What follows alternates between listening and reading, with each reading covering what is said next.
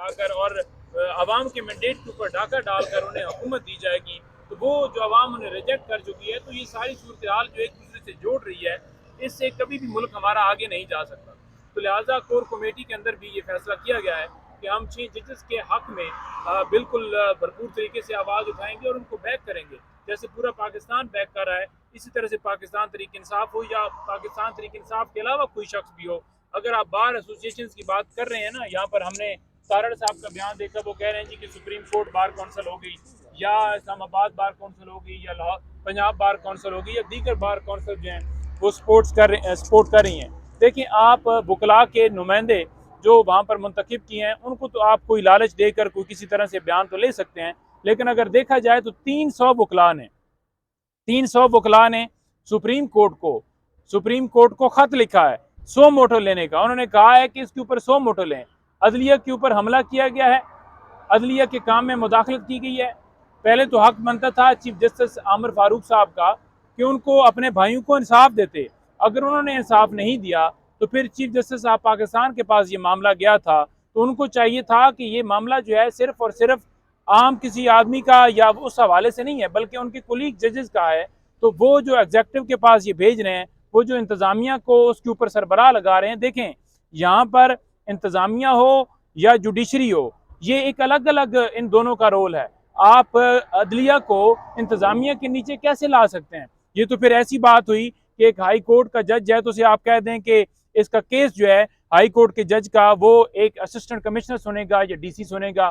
तो ये इस तरह की मुदाखलत करके इस तरह का मामला भिजवा के हम इसको बिल्कुल स्ट्रांगली कंडेम करते हैं और पूरा पाकिस्तान कर रहा है। अगर किसी बार का नुमाइंदा जो है वो अगर सपोर्ट कर रहा है इस बात को कि ये जो मामला भिजवाया गया है उस जो रिटायर्ड जस्टिस की सरबराही में कमीशन बनाया गया वो ठीक है, तो वो बिल्कुल गलत है। जो आम वकील है, जो उसके नीचे वकील है, जो बार एसोसिएशन के अंदर मेंबरान है, पूरे पाकिस्तान में अब 1.5 लाख के करीब वकील है हमारे मुल्क के अंदर, ठीक है जी। तो वो अगर आप देखें तो वो मेजॉरिटी में इस वक्त जो है वो 6 जजेस के साथ खड़े हैं, इस अदलिया के साथ खड़े हैं और अदलिया की आज़ादी के ऊपर डिपेंड करते हैं। यहाँ पर अगर एक चोर है और उस चोर को कहें कि आप ही इसका फैसला करें, तो वो चोर कैसे फैसला करेगा? जिनको सहूलत दी गई है उनके नाम है नवाज शरीफ हो, शहबाज हो, मरीम और ये लोग हैं। तो लिहाजा उनके पास ही केस भिजवा देना कि वो इस केस का फैसला करें, तो आप कैसे तसव्वुर कर सकते हैं कि वो फैसला जो है वो इंसाफ के ऊपर मबनी होगा? किसी सूरत में मबनी नहीं होगा और ये कमीशन बना ही नहीं सकते। पहली बात तो ये बताऊं कि जो रिटायर्ड जस्टिस साहब हैं वो किसी सूरत जो है वो इन 6 जजेस को बुला ही नहीं सकते, किसी आइन के तहत, किसी कानून के तहत नहीं बुला सकते। और ये 6 जजेस भी उनके पास किसी सूरत नहीं जाएंगे, ये मैं आपको क्लियर कह रहा हूँ कि ना वो बुला सकता है जज, रिटायर्ड जज, और ना ही ये जा सकते हैं, क्योंकि इंतज़ामिया और अदलिया दोनों अलग अलग हैं और ये आइन की रूह से है। ये कोई ये नहीं है कि पीटीआई की रूह से है, ये आइन की रूह से है कि अदलिया और इंतज़ामिया अलग अलग हैं। अगर इंतज़ामिया के नीचे अदलिया को कर दिया जाए, किसी भी डिप्टी कमिश्नर आईजी या किसी भी एमएनए या एमपीए के नीचे, तो फिर आप कैसे कह सकते हैं कि अदलिया आज़ाद है? तो लिहाजा इस बात की हम पुरजोर जो है वो मजम्मत करते हैं और इनके साथ खड़े हैं। दूसरे नंबर पर कल डिस्ट्रिक्ट कोर्ट जो है इस्लामाबाद के अंदर इजलास है, उस इजलास के बाद हम इस्लामाबाद हाई कोर्ट में आएंगे और यहाँ से पैदल मार्च करके हम सुप्रीम कोर्ट के सामने एक वकला का जो काफिला है वो हम लेकर सुप्रीम कोर्ट के सामने जाएंगे। अब जो सड़कों के ऊपर वकला जो हैं वो निकल रहे हैं और इसी तरह से ये पूरा पाकिस्तान जो है ये निकल रहा है। कोर कमेटी के अंदर हमने ये फैसला किया है कि पाकिस्तान तहरीक इंसाफ जो है मुख्तलिफ शहरों में जलसे करने जा रही। कल आपने रैली देखी पेशावर के अंदर, इसी तरह से आपने कराची के अंदर रैली देखी, आज आपने कन्वेंशन देखा लाहौर में और रावलपिंडी के अंदर, इसके साथ साथ क्वेटा के अंदर और मुख्तलिफ शहरों में पंजाब के अंदर जलसे होने का जो है वो प्रोग्राम जो है शेड्यूल आपके सामने आ जाएगा और वो हम शेड्यूल बना रहे हैं, जिसमें हमारा सबसे जो अहम मामला है वो ये होगा कि अदलिया की आज़ादी, इमरान खान साहब की रिहाई और जो जितने हमारे बेगुनाह कैदी हैं उनकी रिहाई और आवाम का मैंडेट जो है वो वापस किया जाए।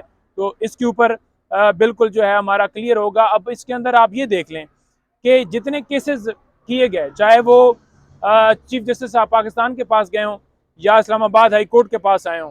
लेवल प्लेइंग फील्ड का मामला हो या बुनियादी इंसानी हकूक़ की खिलाफ वर्जियों के हवाले से कोई दरख्वास्त हो या किसी को अगवा किया गया हो उसके हवाले से दरख्वास्त हो, तो तमाम दरख्वास्तों को जानबूझकर एक तो किसी को सुना नहीं गया और किसी के अंदर ऐसे फैसले दिए गए और अदालतों ने रिमार्क्स दिए कि आप प्रेस कॉन्फ्रेंस करेंगे तो आपको छोड़ दिया जाएगा।